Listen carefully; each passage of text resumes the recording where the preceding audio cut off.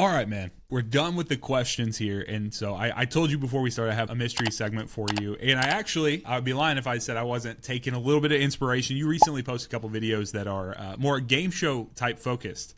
Oh, let's go. And thanks. So this isn't necessarily a game show, but this is more of a walk down memory lane with Destiny. So we already talked about some of the highlight moments, the things that you've been a part of. You've been through all the different eras. So I'm going to show you some pictures. If you can give us a breakdown, because I wasn't here for all these. So here we go. This is the first one. Okay, is this Last Exit? Yes. Yeah, okay. Last Exit. Crucible map came out with Rise of Iron, I think. The notable thing on this map is there's a cipher that has never been solved on this map, headed by Derek Carroll, or Mantis on Twitter. I have contacted him many times, and he'll never give me a hint on how to solve it. That's awesome. That's awesome. And every time I see like DMG or Cosmo, I'm like, dude, you gotta, because he doesn't. I don't think he works at Bungie anymore. Yeah. I'm always like, you want to give the community some juice. Like, contact him, get a little hint, and let's get on this. But yeah, there's a little scrolling like marquee sign, and it's gibberish, it's nonsense. And actually, it's so funny that you bring this up. I was before I was like a content creator, or like in my first year or whatever. I made it, or I guess it would have been right in the middle of my first year. I made a Reddit post on this, like, let's solve this, because I was obsessed with this sort of stuff. And I was reading that Reddit post. Man, I was a dick. It's like, nowadays, I would never respond to someone. Anyway, it was just like someone would say something. I was like, that's not. I don't think that's a great idea. And I'm just like, man, 17-year-old Skarrow is such a. Oh, sorry, such a jackass, dude. That's so sorry. If you were one of the three people I was kind of rude to on Reddit, I apologize. That's funny. But. So do we know anything about like what it even potentially was teasing, or is it's just a puzzle that exists and we don't even know what it would have even been pointing to? There were a couple of little ciphers in Destiny 1. There's some on the Freehold on Mars. There's one on the Director.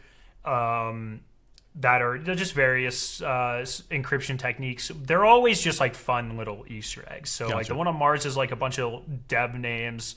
I think the one on the Director says like it's been years since I've thought about this, but I think it says like all right, okay, or something, which is a reference to a dev's old username or website or something. Okay. They're just like fun little. This was back in the day when devs would just put random stuff in games. That doesn't really happen as much anymore. But all of these Easter eggs were much more in line with like old Call of Duty games having like random teddy bears with golden deagles outside of the map and stuff. That doesn't really happen nowadays, unfortunately. I miss those personal touches. But I would assume that this sign says something very cheeky, or it's like a thank you, or is a reference to some like. I don't know, Derek's wife or something. Like, sure. I don't know. I have no idea. But no, there's no lore bombs coming from anything like this. This is no. Yeah, there's no Outbreak Perfected Quest 2 from like they're like, hey, there's an exotic in this game that you guys have never found because of it. If there was anything like that, Bungie would have pushed us to solve it. But the fact they didn't, it's just a fun little message. That's cool. All right, I got next one for you, man. So we're gonna walk this. It will be chronologically, so hopefully this is locking in. We talked about this a little. Oh, there you go. Yeah. So this is Wrath of the Machine. This is the final room for the Outbreak Prime quest. This is well before my math class days. I had no idea what the heck was going on at the time in Destiny. At this point. In this room, you had to. So there's a maze right before this, and you had to. There's a television or like a computer monitor, and it gave you some binary, and you had to learn binary to jump on specific pillars in this room. Very complex. Man, I miss puzzles like this. This is one critique I have of modern Bungie. I'm glad we're back, because there was a time in Witch Queen and Lightfall where they just didn't do secrets at all. Sure. Then at the end of Lightfall with Season of the Witch, we got the Imbaru engine, and that kind of kicked off like, hey, we like puzzles and ARGs again. And then, Marathon's had a couple, and there was Chesstiny and stuff. So always super grateful for those. But we don't, it's pretty rare we get something like this nowadays that's just like unprompted weirdness. And you just have to like, I don't know how they expected anyone to solve this. Obviously math class and Dado and Sith and Semi did, and Toes, but and Sneak. He's gonna be mad if I don't mention it. All of them. I don't know who was involved, who was it, but I'm sure some aggregation of them was. They're goats for staying up and solving this. I wish we had more stuff like this in the game. This is just so cool. This is one thing this is the mystery that we need back in Destiny. Just weird stuff, unannounced. This could never be data mined, something like this, because it's in an existing space. It doesn't use any unique assets. And there were no triumphs. But it's just like, man, I miss stuff like this. Yeah. This is sick. Well, something else that I think the community might have mixed feelings on is this next one here. Oh, not that we didn't like what came from this, but waiting on this damn blight, brother. This what some people lament this. Can you tell people what we're looking at right now? Yeah. So this is a picture of someone on IO. Is this my footage or is this you? Or is this random this picture? Is just something from. Okay. Someone on IO looking at the Whisper portal. This is what I credit for launching my channel. 100, like, no question. This was the summer before grad school, so for that 2.5-3 month period, I was just essentially a full-time content creator because I was just like in limbo waiting to start my PhD. And I was just on Reddit one day. I saw this post. Hey, I found this weird thing. And I just like went live immediately. I was like the first person streaming it. First person streaming that was in it. It was the first time I broke 100 viewers concurrent on YouTube. And I had like thousands. It was crazy. That's awesome. This is the day or the reason I met CB Gray, one of my closest YouTube friends. Like I credit a lot in my life to this mission, which is such a nerdy thing to say, but this is when I broke $125,000 raised for the Bungie Foundation. Like the incentive at the time was they would send you a life-size exotic. I've yet to get it, but we're working on it. Sure. 3 years later, but we're working on it. There's logistical problems there, but I picked Whisper because it out of anything in Destiny, it has the definitely the most significance to me personally. I like I said, my life would be completely different if I didn't stumble upon that Reddit thread. That's awesome. So I love this. This is one thing that we were actually talking about, I think yesterday on stream or 2 days ago. Like, I miss when exotic missions had a little bit of friction like this. Like the fact you could only access it, I think, on weekends, and you had to wait for this specific public event to spawn. Like a lot of people found that annoying, but I think that gives this so much character and identity. Whereas, current day exotic missions just being essentially campaign missions that you can run at any time. Yeah. They don't really have like it's the annoying parts help make it special in my opinion. And there's obviously you can take it too far, but sure, man, there's something just everyone vibing on IO waiting for the public event, and then when it spawned, like all the Reddit threads going crazy and my chat going crazy. It was just like, it's just special, man. It's just special. And this is always going to be like the most important Destiny thing for me personally. That's great. That's awesome. I actually didn't know that. So that's really cool to see and hear your connection to that. So yeah, I would say this is where my puzzle things really started. Okay. Like I had aspirations. This is where I started getting some significance in that realm. And then Quarters of Time took it to a new level, and then the Marathon ARG just like now a lot of people know me as the puzzle guy. So there you go. All right, so this next one's a little different. This isn't along the same lines here, but I wanna kind of walk down memory lane. This is more nostalgic. What do you think when you see this picture here? This is Escalation Protocol. I miss these days, man. Dude. Just the unknown of Destiny. Where I was like, how old was I here? I was probably 19, 18, 19, somewhere in there. Just hanging out with my friends, cheesing instances, messaging people, begging them, please invite my fire team to your or my friends to your fire team so we can get 9 people for Escalation Protocol. Yeah. Grind, super rare loot, spending days in Escalation Protocol. Something like this I don't think would work very well in Destiny nowadays. I think people kind of demand gratification too fast for Escalation Protocol was brutal and how not rewarding it was until it was, and then it felt great.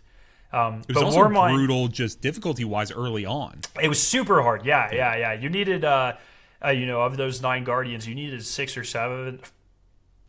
Why does that keep happening?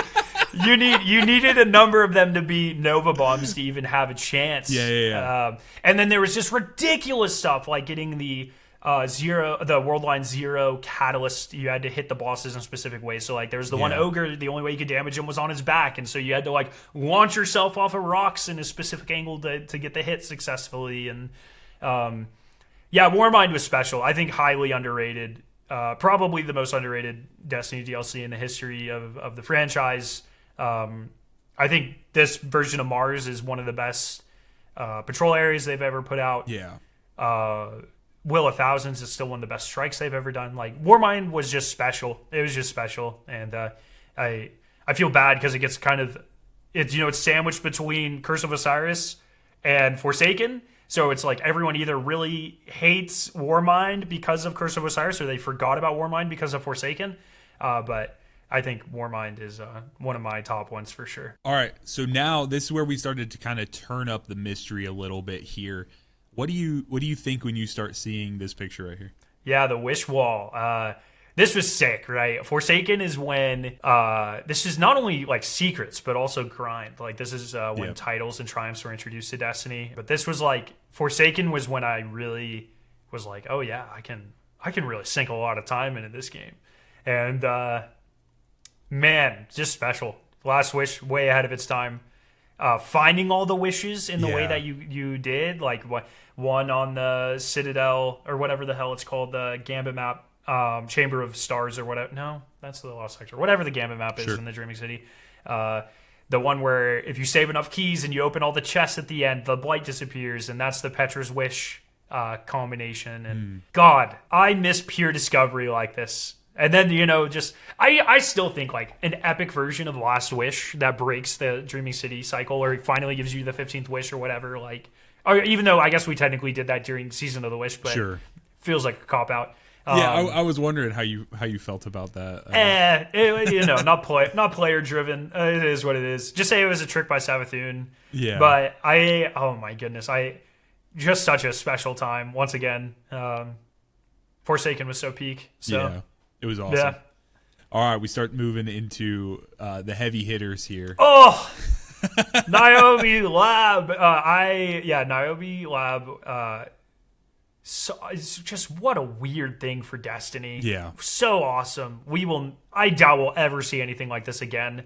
Man, I was back on Xbox during these days, and it was just so brutally difficult. Like, you had to pretty much pray for good heavy ammo RNG, and these puzzles were crazy. Like, once again, this sort of thing kind of harkens back to Outbreak Prime. Like, we get good puzzles and we get good community events in Destiny, but we get nothing like this. Yeah. And that's a shame. I would love to see modern Bungie's take on a old school. Like, this is very Call of Duty Zombies-esque. Like, just the most random nonsense you could think of that somehow they give you half hints towards and people figure out. Like, that's what... I want more of that. So we probably have some people who weren't playing at the time who might be listening right now. Can you actually explain what this was? Yeah, so each of the in Season of the Forge or Black Armory, which was the first season or they were closer episodes, but first season of Forsaken, Year 2 Destiny. So Season 4 or 5, I don't know, whatever, it doesn't matter. Sure. The activity where it was essentially Bonfire Bash from Solstice, but they happened in a series of forges, and so there were 4 forges, only 3 were available initially. And each of these had a small puzzle in them that you could only solve, or you really only saw were there by aiming down the sights of the Black Armory weapons. Would show you like ciphers, and when you solved them, you put them together, you got a little emblem, and those all kind of built up to Niobe Labs, which was an event to unlock the 4th and final forge. I believe the Volunder Forge, but I could have that wrong. And essentially, the name is myself. So I'll flash it up on the screen. Yeah, there are. It's essentially like a pretty small room. It kind of looks like a final boss of a Strike type room. But sure. Lots of pillars, some stairs, and a ton of TVs just plastered everywhere. And it was effectively figured out that there's a special version of this you could launch. And then when you did, there were a series of puzzles, 10 or 12 puzzles, I think, or maybe 7, but I think it was more than that, where you would get some little clue, whether it be a small phrase or a picture, or a small cipher that you had to decipher and then do something. There were a variety of symbols on the floor and on the walls of this, and you had to shoot very specific symbols, sometimes while standing on specific symbols in a very specific order to progress to the next stage. And every stage had a combat layer that you had to do, and then you had to solve and complete the puzzle within a set time. And it just got harder and harder and harder and harder. It was brutal. Yeah. It is probably one of the hardest activities Destiny has ever done. All you got for it was a ghost shell, which was a sick, the blacksmith ghost shell, I think it's called. It's sick. I still run it on my Titan. And it was just super, super hard. And, no punches held back, and no apologies from Bungie on this one. It was sick. I would love stuff like this again. Yeah, it really was just a time that they went out of their way to give us something that, you know, you could strive for, but it didn't have a direct impact on how anything performed in the game. Yeah. You know what I mean? It's just like, hey, cosmetic grind. Purely cosmetic. It was supposed to unlock the fourth and final forge, but the final clue was broken. And so they fixed it quickly, but as like a sorry, or because it was taking too long, they opened the fourth forge for everyone. Gotcha. So this became, instead of like a barrier of entry, it became more of like a side thing to do for the Ghost Shell. But I believe the first team to solve this was Glad's team. But it was truly like, this is not necessary. This is nothing like a raid. Like this was the most, this was among the most collaborative of all solves in Destiny. I guess up there with Chesstiny and with Corridors of Time. But very, very collaborative, and just people trying the most random stuff for a few days. Very cool. Well, speaking of pulling together as a community, can you give us a rundown on what we're actually looking at here? Yeah, so this is just a picture of one of the rooms of Corridors of Time. That symbol right there, flower, I have the final puzzle piece tattooed on my shoulder. Diamond. It was actually diamond. So diamond 5/6 was the final piece. And essentially, oh man, it's so hard to describe. It was kind of like Chesstiny. A lot of people are gonna. It was actually almost identical to Chesstiny in terms of how it worked. Like you walk into a room, and there are, I think, 4 or 5 or 6 directions you can walk in. I forget exactly. Oh, it was 6 because they were all hexagons. Sure. And there are 6 doors, and it was kind of like one of those things where you walk through and then you're back in the same room, and then you walk through and you're back in the same room. And essentially, we figured out through the kind of story missions and that sort of stuff with Season of the Dawn that there's a small, like 6 or 8 or 9, I didn't do it that time, I almost did, door sequence. And when you walked through them, you got an emblem and you arrived at your grave. Like the Guardian's tomb. But what people started to realize is the floor was transparent. You could see through it. And underneath your feet, there was a hexagon that had a unique symbol in it. And only some of the sides were blank and some of the sides were white. And effectively, it became clear through a lot of trial and error that essentially there were like, I don't know, something like 4,096. No, it was like in the 10,000s. There was a ton of unique pieces. Every time you loaded in, you got a unique picture, and we had to piece them all together, and it made a map. And then there were like 20 something doors that you had to walk through in order. And when you did that, it unlocked the Bastion quest. So kind of like the older brother of Chesstiny, where for a week, streamers were just holding the instance with the tomb, and people would fly in, take a screenshot of their puzzle piece, insert it on some community tools that were made, and then over time we got all the pieces, and the very final piece was Diamond 5/6. Very important to me. It's crazy that they had the tech to make it work where people could fly in, because I feel like the barrier, the friction there, if people would have had to walk through all of the corridor themselves, never would have been to solved. get it. So figuring that out was pretty awesome. Let's see what we have next here. I actually forget. Okay, so we've talked about this a little bit earlier. The We've Engine. Jumped here, and I think that actually was a sign. Maybe there's stuff that I missed, but like I didn't really feel like there was like a ton between then and quarters of time. Not in game. So Sure. for people just doing the audio, this is a picture of the Imbaru Engine, which was Season of the Witch, excuse me, which is in the With a T. Lightfall year. Yeah, Witch. Yeah, sorry, having those two seasons back to back. I said that I said that so many times. Yep. So that effectively meant between Shadowkeep and Witch Queen, there were very few puzzles, and there were a couple, but nothing crazy. And most of them came through collector's editions. There were a few ARGs that were cool, but entirely out of game. Imbaru Engine, not the craziest or flashiest community puzzle. You can really solve it by yourself if you give yourself a few hours, maybe a couple of days. It really plays off of the Two Truths and a Lie Savathun thing that people are really fascinated by. But this was really awesome because it signaled to me a return to form for Bungie, because through those COVID years, they stopped really putting secret stuff in the game quite as much, and Destiny lost a lot of its mystery through I guess more like the player agency side of mystery. There was still a lot of mysteries in the lore, but the player experience and that being mysterious and never knowing what's going to unlock and when and what you're going to be asked to do is much more important, in my opinion. And so Imbaru Engine, once again, while not the coolest or most unique thing, as a signal that, hey, we're kind of going back to this. And then this leapfrogging into the Marathon ARG and into Chesstiny and stuff, very cool. A Dual Destiny almost kind of plays on this a little bit with how it was unlocked and stuff like that. So I hope they continue to do it. We're coming up on a year since Chesstiny, and there hasn't really been that much. Yep. So there's the giant Marathon ARG in there, but I'm hoping that we have something coming soonish. So yeah, we'll see. That would be nice. Next we have, I want to see if this rings any bells for you. This is definitely different, but this is a time that the community came together.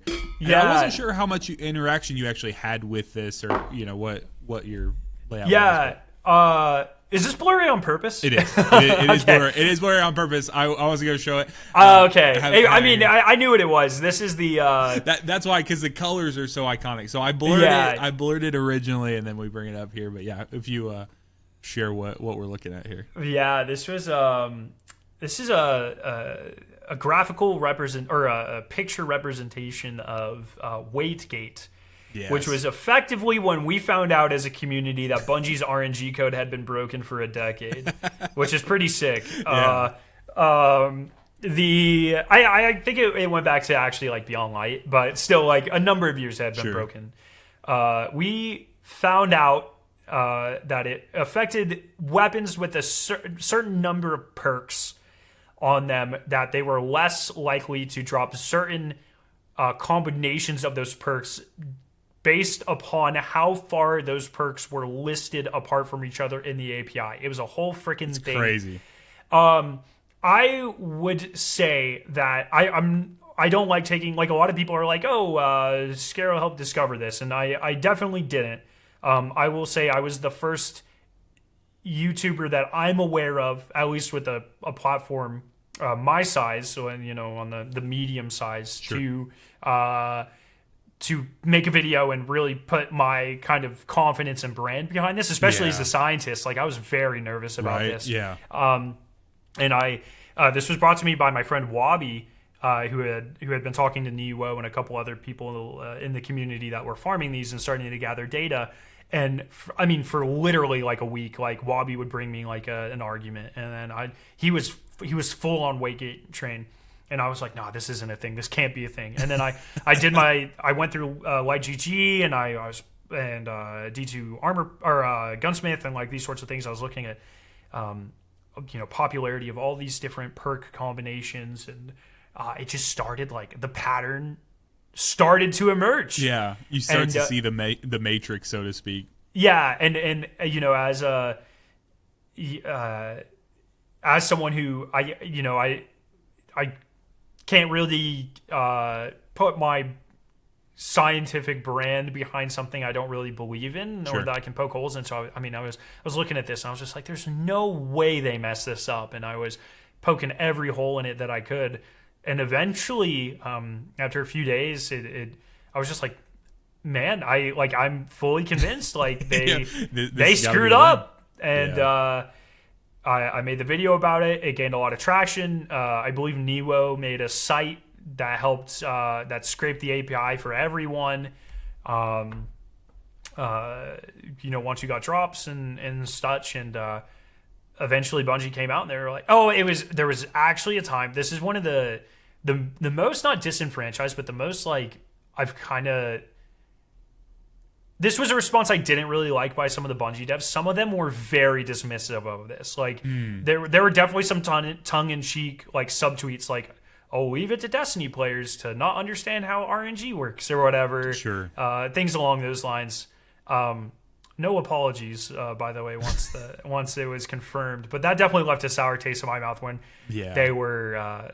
there were definitely a couple people that were rude about it, I would say. That's tough. But again, it harkens back to what we talked about earlier, the human experience of it, right? Yeah, for sure. Like, they are humans, and maybe they're not on the RNG side of, they're not on database engineers or whatever, or server engineers, but I don't know how any of this works. I don't freaking know. But that's kind of where I'm at too. I'm like, I understand the concept that a computer is going to have a really, really hard time of spitting something that's actually perfectly random, because again, it's being generated. It's not just something that's coming into existence, right? Like, the loot doesn't actually just pop out of the chest.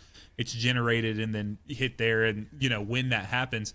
So for me, it was the understanding of, like, okay, I just see that people are getting crap rolls, and we want this one particular. It just so happened that the Envious Arsenal bait and switch roll on VS Chill Inhibitor was just so sought after, and they gave us viable, and it was the first time they gave us actually, like, super desirable dungeon loot, and it just happened to blow the top off of everything. Yeah, it was crazy. And I remember, very early on, I don't remember who it was, if it was one of the community managers or if it was like in a TWAB or whatever, but Bungie came out and they were like, we've ran the numbers. Like, the perks, if you look at the distribution of perks as a whole, just as many guns have bait and switch as have demolitionists, as have, like, everything. And I remember having to, like, I think I sat down and made another video and I was like, this is not what we're saying. Yeah. Like, we're saying certain combinations of perks are bugged, not that any one perk is less rare than the other. And then I once again kind of stuck my neck out and put my brand behind that. And thank goodness we were right. Yeah. But it was, what a wild time. It's fixed now, allegedly. There's some people that think it's not. But... yeah, that leads me more back to where those devs were getting to, where it's like, all right. Trying to do that. But very, very odd time. But, we'll probably never know. And man, we have talked about this multiple times, but I couldn't not show it Chesstiny in a series of this. So can you let us know? Because you said this is like the baby brother of Corridors of Time. What do we have to come together for this? Chesstiny is really cool for me personally.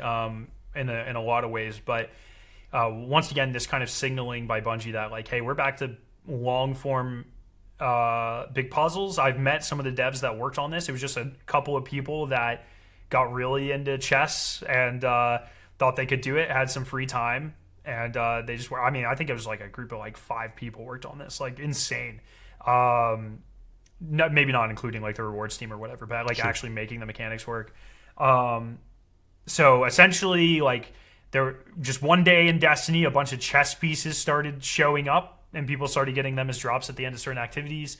A portal opened up in Eris's throne world, and when you went through, you were met with a giant chessboard, and there was a small series of like 20-something chess puzzles that you had to solve, and then it unlocked a larger community puzzle ARG. and very, very similar to Quarters of Time. Bunch of different pieces that you have to put together. This made a series of 64 smaller chessboards that made a bigger chessboard that you had to replicate on the one in game, I think, if I recall correctly. Sure. But this was just so cool for me because, like I mentioned early on, like one of the reasons, the primary reason I got so into content creation was watching like all the zombies guys like solve Easter eggs and do ARGs and stuff. And this week, between this and the marathon ARG, like this month, I got to do that with one of my like high school idols, Mr. Waffle Waffles or Milo, who's now like a very good friend of mine. But this was very surreal for me, whereas like, dude, I used to watch this kid. I mean, he's not that much older than me. Yeah. He's probably 5 or 6 years older than me, but it was still like one of those things, like the moment of like, this guy's doing what I want to do to now I'm doing this with this guy. Yeah. Was such a cool moment for me.